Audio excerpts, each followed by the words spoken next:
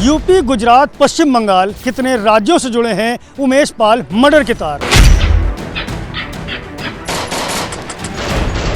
क्या साबरमती जेल में कैद अतीक अहमद उमेश पाल की हत्या की प्लानिंग में शामिल था?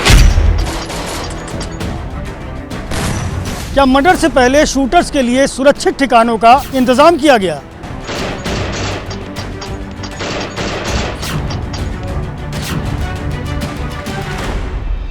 क्या दूसरे राज्यों में बैठे अतीक अहमद के मददगार उमेश पाल मर्डर में शामिल हत्यारों को बचा रहे हैं?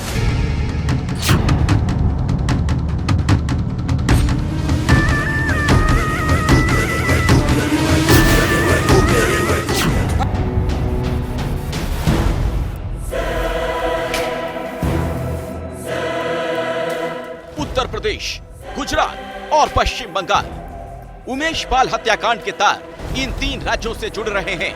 बेशक प्रयागराज में उमेश पाल की हत्या हुई, लेकिन उमेश पाल मर्डर केस के तार गुजरात के साबरमती जेल से भी जुड़ रहे हैं।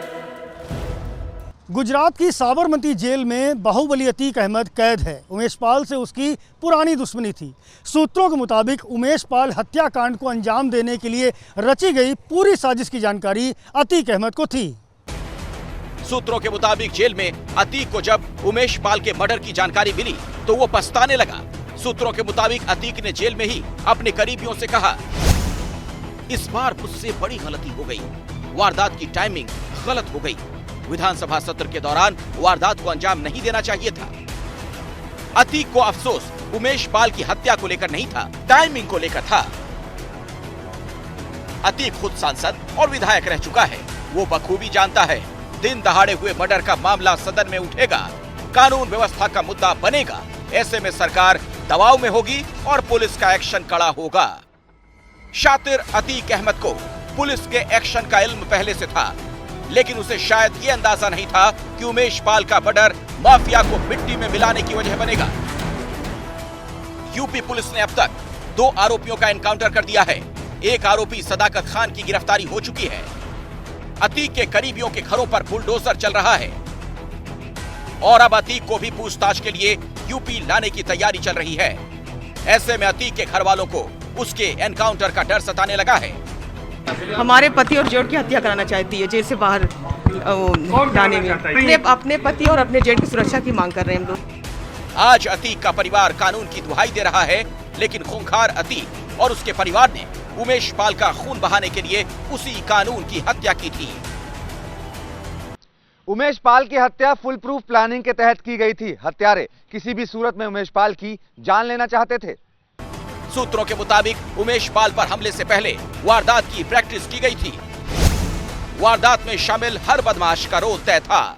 सभी को पहले ही बता दिया गया था उन्हें करना क्या है।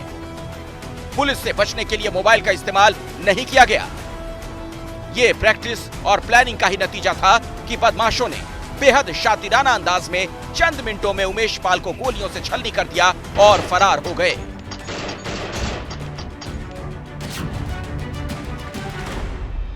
उमेश पाल हत्याकांड की प्लानिंग केवल एक वारदात को अंजाम देने भर तक के लिए नहीं की गई थी, बल्कि घटना के बाद आरोपियों को छुपाने और उन्हें पुलिस से बचाने तक की प्लानिंग की गई थी।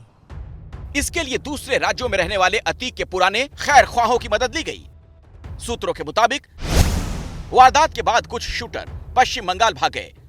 कोलकाता में गद्दियों के इलाके में इन शूटरों के छिपने का इंतजाम किया गया। बाहुबली अतीक अहमद गद्दी बिरादरी से ताल्लुक रखता है।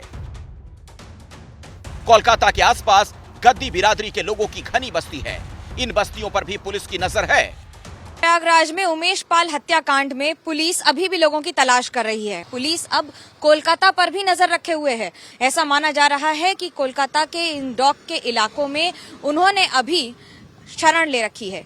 वो कौन है जो उनकी मदद कर रहे हैं, ये जानने का प्रयास तो यूपी की एसटीएफ कर रही है। तो वहीं साथ ही साथ उत्तर प्रदेश की पुलिस ये भी जानने की कोशिश कर रही है कि वो कौन है जो इसके पीछे मास्टरमाइंड रहे हैं। पुलिस ने कोलकाता में गद्दी बिरादरी से ताल्लुक रखने वाले कई कारोबारियों से पूछताछ भी की, लेकिन अब तक कोलकाता में पुलिस को कामयाबी हाथ नहीं लगी है। जिस शातिराना अंदाज में इस हत्याकांड की साजिश रची गई, उससे साफ है कि पुलिस को हत्यारों तक पहुंचने में वक्त लग सकता है। Bureau report, ABP news.